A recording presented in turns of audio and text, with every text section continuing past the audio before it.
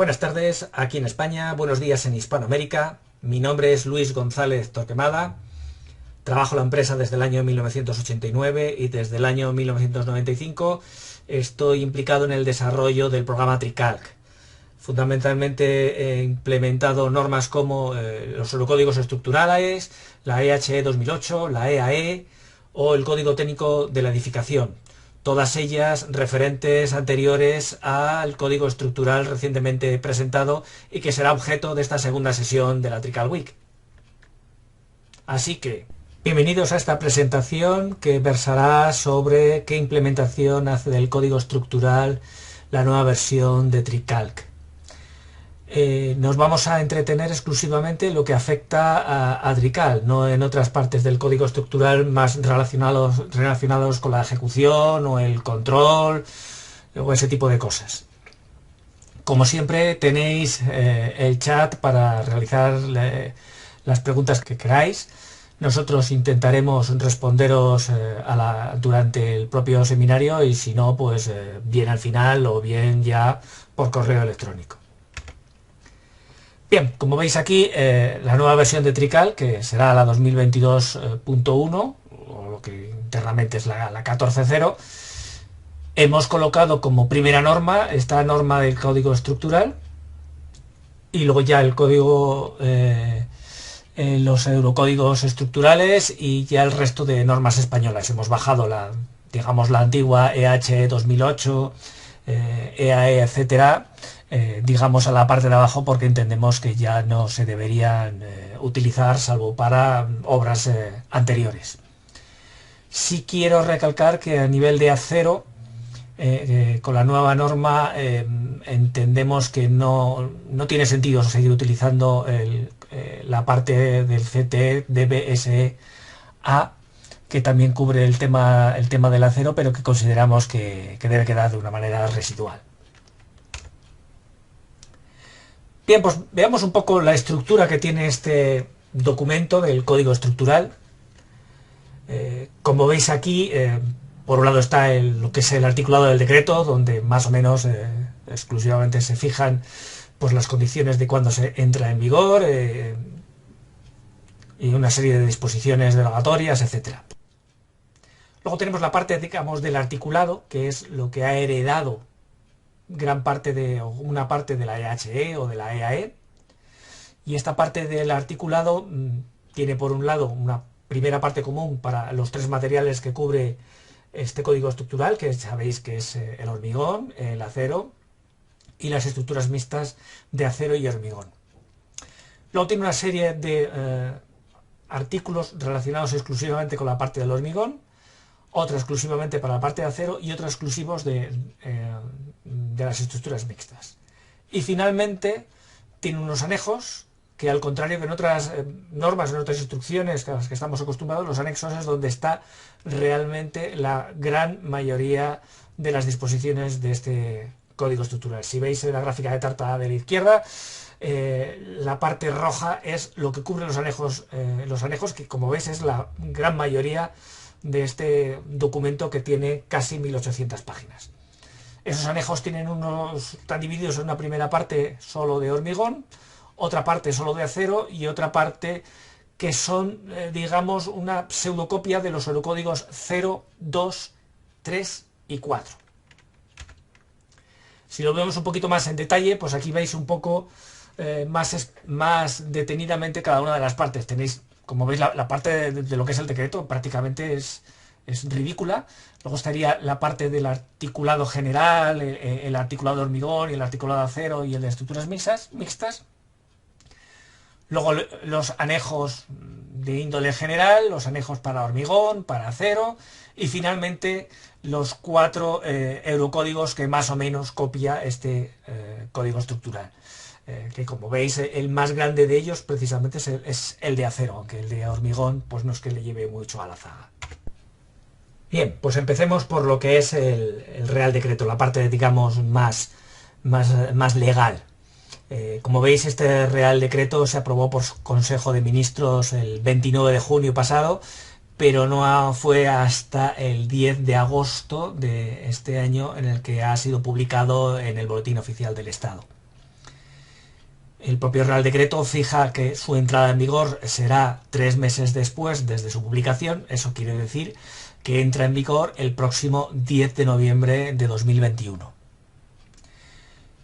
Eso es con respecto a los nuevos encargos que se realicen. Si hay un encargo realizado, mientras la obra empiece antes del 10 de agosto del año que viene, pues realmente podríamos seguir utilizando la normativa anterior. Bueno, hay un periodo más largo para la obra civil, pero dado que Tricalc realmente solo está enfocado a la parte de edificación, nos vamos a centrar sobre todo en la parte de lo que es edificación.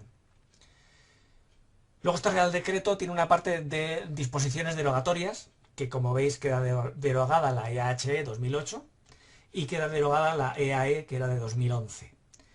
Curiosamente no ha sido derogada la parte del Código Técnico de la Edificación que se refiere al acero, aunque ya hemos dicho que en Tricalc no podremos utilizar este CTE DBSE de acero si escogemos la norma más reciente de España. Sí podremos seguir utilizándola si escogemos, digamos, la biblioteca de normativas relacionadas con la EH 2008 y la EAE.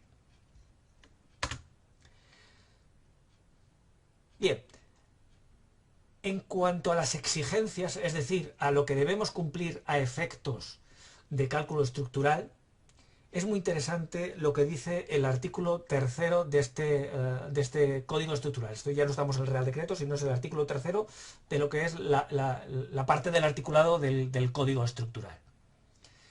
Este artículo tercero nos da 3 posibilidades de verificar que se cumplen las exigencias en cuanto a resistencia, durabilidad, etcétera, de la estructura. El primero, pues lo que dice el propio código estructural, pues como siempre, en ese sentido no cambia con respecto a otras instrucciones. En segundo, los eurocódigos y sus anejos nacionales, pero con determinadas excepciones. Nos da una serie de eurocódigos que sí podemos utilizar. Entre ellos está el Eurocódigo 0, el Eurocódigo 2, el Eurocódigo 3 y el Eurocódigo 4. Pero en esta relación falta, por ejemplo, la parte 1.3 del Eurocódigo 3, la referida a los perfiles conformados en frío. Falta también toda la parte relacionada con el Eurocódigo 1, todos los aspectos relativos a cargas de viento, nieve, etc. También falta lo relativo a la resistencia del terreno, el Eurocódigo 7. Y, muy importante también, todo lo relacionado con el Eurocódigo 8. Esto quiere decir que si utilizamos esta posibilidad que nos da el código estructural, no podemos utilizar el Eurocódigo 8, por ejemplo, que tiene una serie de mapas y de datos de peligrosidad sísmica que están bastante corregidos con respecto a la NCSE 2002. Pero bueno, esto es lo que nos dice el código estructural. Y luego tenemos como tercera posibilidad el criterio del proyectista. Pues eso más o menos como estaba en otras instrucciones. Ahí pues lo que cada uno quiera entender, pues lo puede realizar. Es curiosa la excepción que hay para la obra pública, no en este artículo tercero, sino en las disposiciones adicionales del Real Decreto. Esta excepción, esta disposición adicional nos dice que podemos utilizar para la obra pública, ojo, solo para la obra pública, todos los eurocódigos estructurales, lógicamente con los anejos nacionales que estén publicados en ese momento. También nos dice este artículo 3 que los anejos nacionales serán publicados en la página web del ministerio correspondiente. Ya saben ustedes que el ministerio ha ido cambiando de nombre con el tiempo. Primero fue Fomento, en fin, ahora pues está un poco dividido en varios apartados. Relacionado con la Comisión Permanente del Hormigón están los anejos nacionales del Eurocódigo 2 y 4, y en la Comisión Permanente del Acero Estructural están los anejos nacionales del Eurocódigo 3. Curiosamente, el anejo nacional del Eurocódigo 0 no está, por lo menos, a día de hoy. Bien, Si nos referimos a los anejos 18 a 21 de este código estructural, pues son lo que es una copia más o menos literal de los eurocódigos 0, 2, 3 y 4. 0, ya saben ustedes, el de combinaciones de acciones, 2 el de hormigón estructural, 3 el del acero y 4 el de las estructuras mixtas. Afortunadamente, siguen la misma numeración de apartados y subapartados, incluida lo que son las fórmulas. Pero el problema es que hay huecos. No se han copiado, por decirlo así, todos los apartados de estos eurocódigos. Pues, por ejemplo, desaparece todo lo relacionado a la cimentación profunda, que sí estaba, curiosamente, pues en la EHE, en la EHE 2008, incluso en la antigua EH 91. Bueno, pues toda referencia a encepados y pilotes, que sí está en el Eurocódigo 2, ha desaparecido de los anejos de este código estructural. Curiosamente también la traducción que hacen de los eurocódigos es distinta de la que ya existía de la versión española de los eurocódigos hecha por AENOR. Por ejemplo, en el eurocódigo original en inglés aparece numerosas veces la sentencia should, es decir, debería, que así lo tradujo AENOR en las versiones UNE de los eurocódigos, pero sin embargo el código estructural ha adoptado una traducción más drástica, más dura, y lo ha traducido siempre por deberá. Otra diferencia con respecto a los eurocódigos, pues que no hay valores, digamos, abiertos, no hay lo que se llaman los valores dependientes de cada nación, los NDP. Lo curioso es que el código estructural, pues donde el código, digamos, los eurocódigos europeos ponían un valor por defecto y dejaban al arbitrio de los anejos nacionales el que se pudiera definir otro valor, pues el código estructural solo da un valor. Pero no siempre ha escogido el valor que escogió AENOR para o la propia Comisión Permanente del Hormigón y del Acero para los eurocódigos estructurales. Incluso tampoco son a veces los valores de la EHE 2008, sino que realmente esos valores pueden ser cualquiera de los que tenéis ahí, o el valor original del eurocódigo, o el valor del anejo nacional, o el valor que había en la EHE 2008, etc.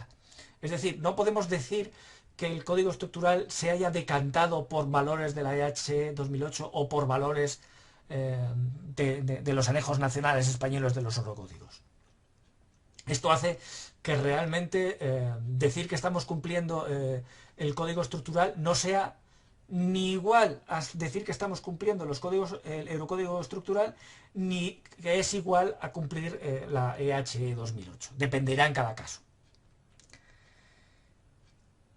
Luego también es curioso que hay parte del contenido que ha desaparecido de los eurocódigos, de la copia, mejor dicho, de los eurocódigos que hacen estos anejos, en favor de la parte del articulado.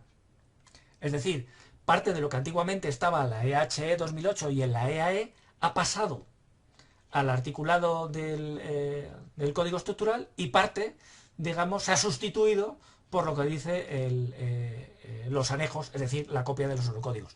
Claro, eso da lugar a contradicciones entre ambos.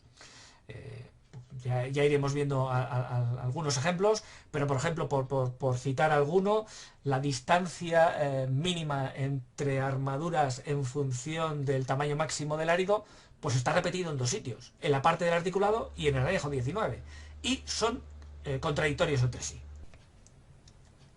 En ese caso, Pical ha adoptado el valor que existía en la EHE 2008 y que ahora está en lo que es el articulado del código estructural. Bien, pasamos a acciones y combinaciones, es decir, al eurocódigo 0, es decir, al anejo 18.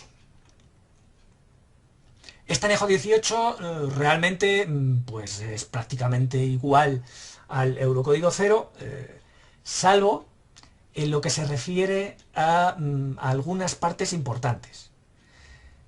Ya el CTE de BSE ya era prácticamente una copia del eurocódigo 0, con lo cual muchas veces se utilizan en este código estructural, o en estos anejos, en este anejo 18 del código estructural, la referencia a otras normativas de aplicación, en este caso puede ser el CTDB-SE, o en el caso de puentes, pues la IAP, o en el caso de puentes de ferrocarril, la IAPF. Hay un problema, o siempre ha habido en España un problema con respecto al cálculo de la cimentación y más concretamente de la resistencia del terreno en relación a la estructura. El Eurocódigo 7 siempre ha sido bastante diferente a lo que siempre se ha hecho aquí en España, bastante diferente a lo que dice, por ejemplo, la parte del CTE de BSE-C de cimentaciones. Y lo mismo ocurre con el tema de las acciones o de las combinaciones. El código estructural en su anejo 18 no dice nada con respecto a las cimentaciones. Incluso viene a decir, siempre que se habla de cimentaciones, que será el propio proyectista el que deberá escoger cuáles son los criterios adecuados. Sin embargo, el Eurocódigo 0 sí tiene unas combinaciones específicas cuando estamos hablando de resistencia del terreno, y esas combinaciones específicas y esos coeficientes de variación específicos para ese caso realmente han desaparecido del Eurocódigo, del anejo 18, porque eso se da en el anejo C del Eurocódigo del anejo 18, y realmente ahí simplemente se referencia al Código Técnico de la Edificación, al CTDBSE. Con respecto a las acciones, no tenemos soporte para utilizar el Eurocódigo 1, con lo cual todo lo que de mejor tiene el Eurocódigo 1, que la copia que ya es el CTDBSE y SEAE, pues no podemos teóricamente utilizarlo. En el caso del viento, pues prácticamente lo que viene a decir el CTDBSEAE en su anejo D, pues es muy parecido a lo que dice el Eurocódigo 1, parte 1.4 más su anejo nacional, aunque bien es cierto que este Eurocódigo 1 pues tiene más casos que los que cubre el propio CTE. Pero insisto en que el código estructural se ha olvidado del Eurocódigo 1. En el caso del sismo pasa 3/4 de lo mismo. El código estructural solo permite utilizar NCSE 2002, bueno, y NCSP 07 en el caso de puentes. Es decir, no tenemos soporte para poder utilizar el Eurocódigo 8 y su anejo nacional, que tiene unos valores de aceleración sísmica bastante superiores a los que tiene la NCSE 02 en algunas zonas, porque ha sido actualizado con bastante posterioridad a 2002, y sin embargo, aunque existe un anejo nacional del Eurocódigo 8, pues el código estructural pues no ha querido tenerlo en cuenta. Y más importante todavía, la parte, digamos, de prescripciones constructivas, léase distancias entre armaduras, cuantías, etcétera, que tiene la NCSE 2002, pues es muy parca en relación a lo que tiene el Eurocódigo 8. Pues no permite utilizar este código estructural, no permite utilizar este Eurocódigo 8. Bien, hablemos de los materiales en la parte de hormigón. En primer lugar, tenemos el hormigón. Bien, la nomenclatura se utiliza más o menos la misma que la EHE 2008. Hay algunas diferencias sobre hormigones nuevos que hay ahora, como por ejemplo el hormigón proyectado, pero bueno, en principio para los hormigones de peso normal tenemos exactamente los mismos hormigones que tenemos en la EHE 2008. Es decir, no se utiliza la nomenclatura que tiene el Eurocódigo 2. Es decir, lo que para la EHE 2008 es el HA25, por ejemplo, para ellos es el C25/30, es decir, 25 megapascales de resistencia característica de compresión en probeta cilíndrica y 30 en probeta cúbica. Por otro lado, con respecto al Eurocódigo 2, pues se sigue el mismo criterio de la EHE 2008 de obligar a que para hormigón en masa como mínimo la resistencia sea de 20 megapascales y para hormigón armado y pretensado como mínimo de 25 megapascales. Hay una pequeña discrepancia en el sentido de que la SAE 2008 permitía hormigones hasta la HA100 y sin embargo el código estructural sigue el criterio del Eurocódigo 2 y de su anejo nacional español que solo permite hasta 90 megapascales. Con respecto a las armaduras, también se sigue el criterio general del EAH 2008, es decir, tenemos la clase T para el acero trefilado, la clase S para el acero soldable y la clase SD para el acero soldable de alta ductilidad. Sin embargo, el Eurocódigo 2 tiene tres clases, la clase A, B y C. Aunque el Eurocódigo 2, mejor dicho, aunque el código estructural establece esta más o menos equivalencia entre que clase T equivale a la clase A del Eurocódigo 2, la clase S equivale a la clase B y la clase SD equivale a la clase C, esto realmente no es exacto. Si vemos las características de estos aceros, sobre todo el tema de la resistencia a rotura y la elongación máxima permitida en rotura, son diferentes, no coinciden. Es más, en algunos casos, por ejemplo, la EH 2008 seguía criterios diferentes para S y SD y sin embargo el Eurocódigos utiliza criterios iguales para clase B y clase C o al revés. En ese caso el código estructural ha seguido la clasificación realmente del Eurocódigo 2, aunque nombrándolos clase S y clase SD. También he añadido aquí el tema de los anclajes, aunque realmente no es un tema de materiales, está relacionado con el tema de cómo se obtiene la resistencia a adherencia de esas armaduras corrugadas. Si seguimos el criterio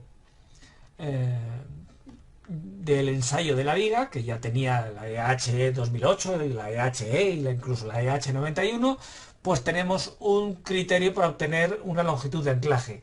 Si seguimos el criterio de la geometría de las corrugas, pues seguimos un criterio que tiene el Eurocódigo 2 y que ya apuntaba en una de sus posibilidades la EH 2008, aunque de una manera un poco residual.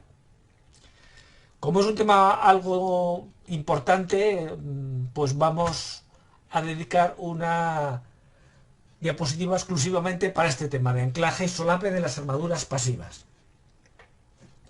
Tenemos, por tanto, dos posibilidades. O seguimos el artículo 49, 49.5.1 y 49.5.2 de la parte del articulado del Código Estructural, si la resistencia a adherencia proviene del ensayo de la viga, o utilizamos los apartados 8.4 a 8.9 del anejo 19 del Código Estructural, que por eso nosotros lo hemos nombrado como A19 para poderlo distinguir, porque si no tendríamos dos apartados 8.4, el de la parte del articulado y el de cada uno de los anejos que tiene este código estructural. Por eso le hemos añadido el A19 para poder saber que es el apartado 8.4 a 8.9 del anejo 19, o sea, de la copia del Eurocódigo 2 que tiene el código estructural.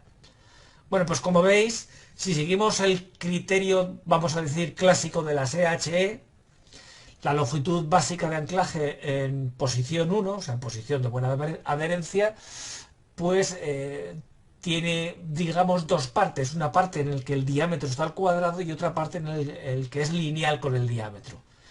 Sin embargo, si seguimos el criterio del Eurocódigo 2, es decir, del anejo 19 del código estructural, vemos que la longitud de anclaje requerida es siempre lineal con el diámetro. Ahora lo veremos en una gráfica lo que implica esas dos diferencias. También tenemos diferencias en cuanto a lo que se considera buena posición de adherencia en la parte del articulado 49.5.1 y 49.5.2 de lo que se considera como buena adherencia en el anejo 19, partes 8.4 a 8.9. Por ejemplo, Las losas hasta 25 centímetros de espesor, tanto la armadura inferior como la armadura superior se considera de buena adherencia para el Eurocódigo 2, es decir, para el anejo 19 del Código Estructural. Sin embargo, en la EHE 2008 y en el artículo 49.5.1 y 49.5.2 del Código Estructural, ese armado superior de losas de hasta 250 milímetros de espesor es de mala adherencia. Ahí tenemos una diferencia importante. También hay otra diferencia, curiosamente, entre la longitud mínima que puede tener un anclaje cuando la red podemos reducirla en función de la cantidad de armadura que hay respecto a la armadura estrictamente necesaria por resistencia. Sabemos que la longitud neta de anclaje es más o menos la longitud de anclaje multiplicado por el factor entre la armadura dispuesta y la armadura necesaria. Bien, pues eso está limitado a unas cantidades mínimas que el artículo 49.51, mejor dicho, limita a 1/3 de la longitud básica de anclaje 10 diámetros o 150 milímetros, y sin embargo esa misma limitación en el anejo 19 es ligeramente diferente. En vez de 1/3 de LB es 0,3 de LB, que más o menos es parecido, los 10 Fi quedan igual, pero son 100 milímetros en vez de 150 milímetros. Si vemos entonces la gráfica de la longitud básica de anclaje o la longitud requerida de anclaje para esas dos partes del código estructural, tenemos una parábola más o menos en la parte relacionada con el articulado, es decir, con la antigua EHE, y una gráfica totalmente lineal si utilizamos la parte del anejo 19. Y como veis, hay una parte de la gráfica que sería, entre comillas, más favorable utilizar el criterio de la antigua EHE 2008, y otra parte, para diámetros muy altos, en el que es más favorable utilizar el criterio del Eurocódigo 2, es decir, del anejo 19. Como es una cosa un poco controvertida, hemos preferido en el programa dar la posibilidad de utilizar a un criterio u otro. Así, de esta manera, en la caja de preferencias del programa, tal como tenéis ahí, en la parte de armaduras, la hemos colocado ahí porque realmente es algo referido al tipo de armadura que utilizas, cómo se ha obtenido la longitud, mejor dicho, la resistencia, adherencia de esos redondos.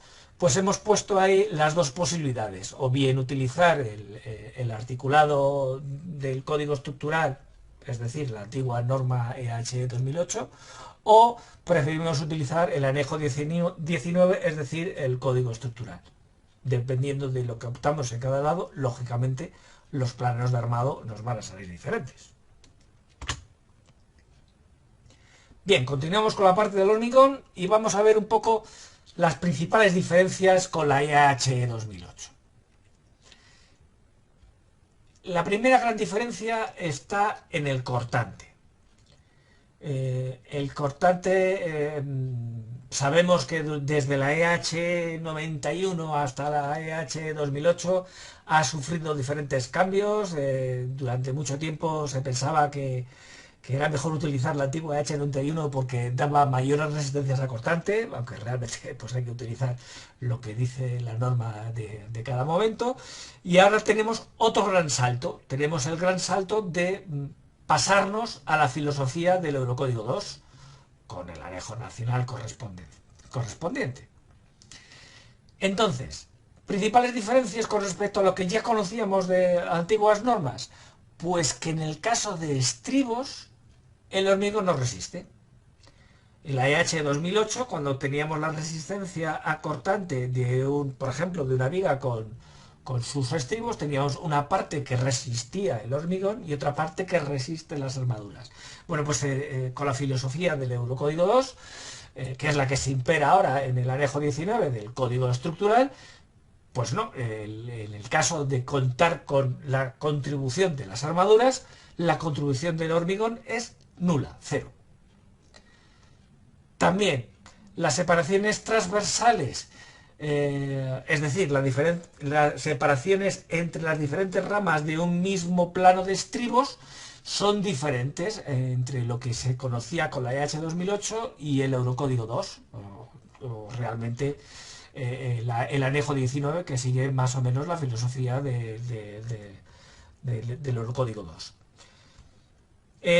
Recuerden ustedes que la EH 2008, en la cuarta edición, los comentarios de la Comisión Permanente del Hormigón dieron un respiro, porque la EH 2008 era muy restrictiva con respecto a la separación de los estribos, dieron un respiro y permitieron en ciertos casos que esa separación entre ramas del mismo estribo fuera mayor. Pues de momento no tenemos comentarios de la Comisión Permanente del Hormigón. Cuando el ministerio correspondiente edite este código estructural, pues introduce los comentarios de la Comisión Permanente del Hormigón, de la Comisión Permanente del Acero, etcétera, pues veremos a ver si nos permite también acogernos a un caso particular que nos permita obtener unas separaciones más grandes, porque el Eurocódigo 2 o el anejo 19 imponen unas separaciones de entre las ramas de estribos bastante estrictas cuando manejamos cantos pequeños, las vigas planas, por ejemplo. La siguiente gran diferencia podemos encontrar en la excentricidad mínima de los pilares. Ahí tenéis la primera parte, que es máximo de H30 a 20 milímetros, es lo que dice ahora el código estructural, que proviene del Eurocódigo 2, y antiguamente era H20 20 milímetros, que era lo que tenía antes la IH 2008. ¿Eso qué quiere decir? Que en cuanto tengamos pilares con una dimensión mayor de 60 centímetros, estamos ahora en el código estructural obteniendo excentricidades mínimas más pequeñas que con la antigua EH 2008, y por tanto es esperable que en muchos casos, sobre todo de pilares centrales, tengamos menos estribado, mejor dicho, menos armado longitudinal en los pilares con el código estructural que lo que teníamos antes con la EH 2008. También hay diferencias en cuanto a cuantías mínimas, cuantías máximas, separaciones mínimas y separaciones máximas. El código estructural se ha seguido completamente la filosofía del Eurocódigo 2, salvo en algunos pequeños casos en el que se ha intentado mantener algo parecido a lo que había en la EH 2008, pero en general pues son diferentes. Por ejemplo, ahí tenemos que ahora, con el código estructural y cogido del Eurocódigo 2, en el anejo 19, se establece que la separación de estribos máxima permitida en cabeza de pilar y en pie de pilar es el 60% de lo que se permite en el centro del pilar, y por tanto puede empezar a ser bastante frecuente, aunque no tengamos sismo, que los pilares tengan tres diferentes separaciones de estribados, una más pequeña en cabeza y pie de pilar y otra más grande en la zona central. Esto lo hemos copiado, digamos, del Eurocódigo 2 y no existía en la EH 2008, salvo en el caso de sismo. Que vuelvo a repetir, en el caso de sismo, pues volvemos para atrás, en vez de ir para adelante. No cogemos las exigencias que tiene el Eurocódigo 8, sino que, como eso no se ha copiado en el código estructural, mantenemos las que tenía la NCS 02. Tampoco existe, no se ha copiado el anejo, que era una especie de revisión de esa NCS 02 que existía en la EH 08. Ese anejo ha desaparecido, con lo cual solo nos queda lo establecido en la NCSE 02. Otra gran diferencia, que sobre todo no nos afecta tanto al cálculo como sí afecta a a la descripción del hormigón a emplear en cada caso. Son las clases de exposición. Las clases de exposición ya no son las típicas 1, 2, 3, 3A, Q para aquí, para ataque químico, etcétera, sino que se han copiado las del Eurocódigo 2. Como es un tema que puede ser un poco importante, pues lo he separado también en otra separación, en otra diapositiva. Estas clases de exposición se establecen en la tabla 27.1a del articulado. Lo que pasa es que luego la han vuelto a copiar, con estas incongruencias que tiene el código estructural, que muchas veces tienen lo mismo o incluso cosas contradictorias entre la parte del articulado del código estructural y los anejos, pues esa misma tabla se copia en el anejo 19 como la tabla A1941. Entonces, estas clases de exposición, como veis ahí, pues está la X0 para sin riesgo, la XC para corrosión, etcétera, XD, XS, XF, XA y XM. Realmente hay una cierta equivalencia con las clases que teníamos en la EH 2008, pero hay ligeras excepciones y probablemente no se pueda hacer una correspondencia bionívoca entre la clase que utilizábamos en la EH 2008 y la que tengamos que utilizar en el código estructural. Bueno, ¿y en qué influye esta clase de exposición? Recordar que en el programa no se define esta clase de exposición, pero sí tenemos que utilizar los valores que dependen de esa clase de exposición. Por ejemplo, en la abertura máxima de fisuras. La abertura máxima de fisuras se establece en la tabla 27.2 del código estructural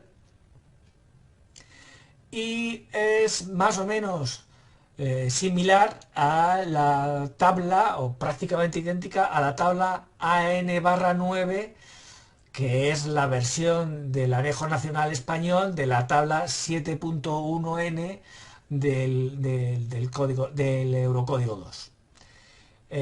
Si el Eurocódigo 2 establecía simplemente 0,4 milímetros para unos casos y 0,2 para otro, pues la EH 2008 y el código estructural ahora, al igual que el anejo nacional del Eurocódigo 2, pues establecía para unas clases 0,4 milímetros, para otras 0,3, para otras 0,2, para otras 0,1, etc. O sea, más o menos se ha vuelto, o se mantiene, mejor dicho, el criterio de la EH 2008.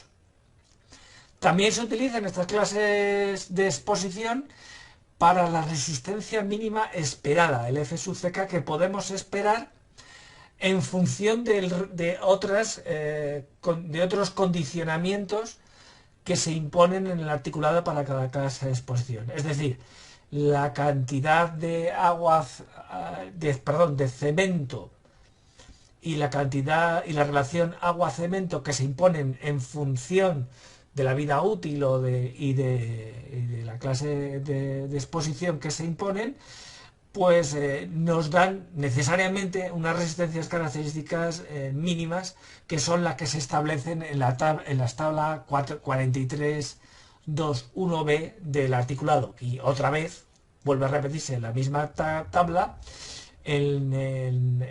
como A19.E.1, es decir, en el anejo 19 del código estructural, en su apéndice E, apartado 1. Son similares a las que ya había en el anejo nacional del código 2, también en ese caso era el anejo E1 del Eurocódigo 2, pero hay unas ligerísimas diferencias en algunos casos. También se utilizan estas clases de exposición para establecer los recubrimientos mínimos por culpa del riesgo de carbonatación de las armaduras.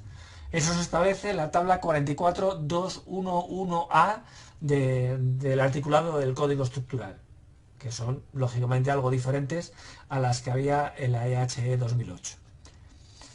También interviene en la reactividad álcali-árido, que se establece en el apartado 30.7.5 del articulado, en la impermeabilidad, que se establece en la tabla 57.5.7 del articulado del código estructural, y lo que ya mencionábamos antes, el contenido de cemento y la relación agua-cemento que debe tener el hormigón, que se establece en la tabla 43.2.1a.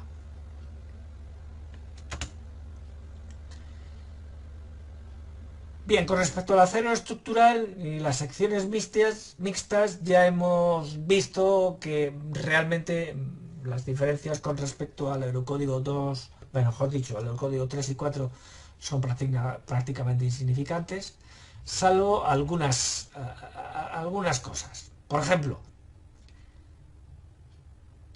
que se incorpora el acero inoxidable, cosa que no teníamos en la EAE. Y de momento no lo tenemos en TreeCalc, pues a lo mejor más adelante incorporamos la posibilidad de calcular con acero inoxidable.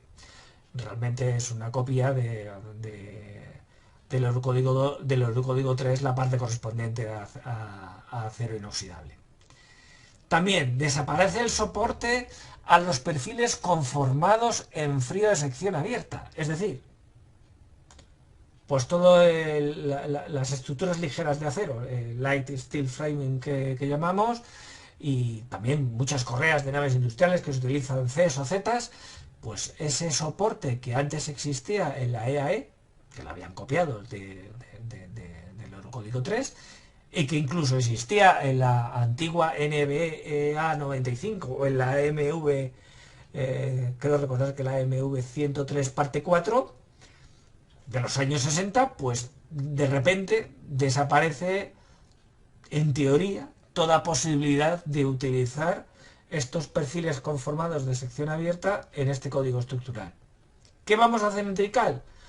Pues nos vamos a apoyar en el artículo 3 del código estructural, que permite utilizar criterios, digamos, de cada proyectista, bajo su responsabilidad. En este caso, la responsabilidad se la cedemos al Eurocódigo 3, a la parte 1.3, que seguiremos utilizando en TreeCalc, aunque tengamos seleccionado como norma el código estructural. En este sentido, la EAE, que había copiado esta parte del Eurocódigo, no la había copiado completamente y por tanto ocurrían pequeñas diferencias en el cálculo si calculábamos con la EAE o calculábamos con los Eurocódigos estructurales.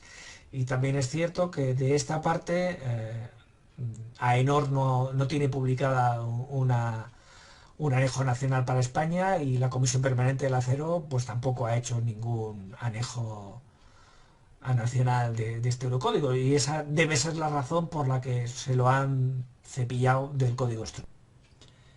¿Qué podemos extraer entonces como conclusión del código estructural?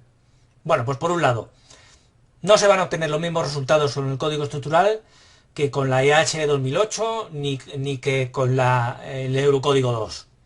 Es decir, habrá veces que sea más parecido el código estructural a la IH 2008 y otras veces en el que será más parecido al Eurocódigo 2. Como ya he mencionado antes, en el caso del Eurocódigo 3 y el Eurocódigo 4, pues realmente las diferencias con el código estructural son insignificantes. ¿Eso también qué quiere decir? Que con el código estructural no podemos saber cuándo se obtiene un menor armado. Habrá veces que con el código estructural obtengamos un menor armado, y habrá veces en que obtendremos un mayor armado, tanto con respecto a la IH de 2008 como con respecto al Eurocódigo 2. No habrá más remedio que en cada caso pues realizar las comprobaciones que cada uno pueda querer realizar. Otra gran conclusión, pues que se ha perdido campo de aplicación con respecto a la normativa que teníamos hasta ahora. Por ejemplo, las cimentaciones profundas. No tiene mucho sentido que hayan derogado una norma como la HE 2008 que sí tenga cabida las cimentaciones profundas, y a la hora de adoptar el Eurocódigo 2 se haya preferido cercenar las partes que de cimentaciones profundas tiene el propio Eurocódigo 2. Los perfiles conformados, 3/4 de lo mismo. Ya teníamos una norma que nos daba cabida para poder calcular con perfiles conformados, se adopta una nueva que sí los tiene, pero como se ha cercenado esa parte de los eurocódigos, pues realmente carecemos ahora de soporte para los perfiles conformados en frío. También podríamos hablar de oportunidades perdidas. Por ejemplo, se ha perdido la oportunidad de ahorrarnos pues gran parte de las 1800 páginas de este código estructural y adoptar directamente los eurocódigos estructurales en su plenitud. Si hubiera sido necesario publicar nuevos anejos nacionales, pues se hubieran publicado, se habrían completado los anejos nacionales que hubieran sido necesarios. Pero realmente podríamos habernos ahorrado un estudio de casi 1800 páginas y adoptar directamente los eurocódigos. Por ejemplo, se ha perdido también la oportunidad de copiar, dado que han preferido copiar más que adoptar, la parte del Eurocódigo 8 de Sismo, con su anejo nacional, que como ya hemos dicho varias veces, pues es un trabajo que ya hizo el Instituto Geográfico Nacional de actualizar todas las zonas de peligrosidad sísmica, sobre todo la parte de Levante, que son bastante mayores que con respecto a lo que tiene la actual NCS 02, y pues no se ha adoptado. Tampoco se ha publicado una nueva revisión de la NCS 02 si es que realmente no se quiere utilizar el Eurocódigo 8. Yo creo que hubiera sido más útil utilizar la adopción del Eurocódigo 8 y su anejo nacional.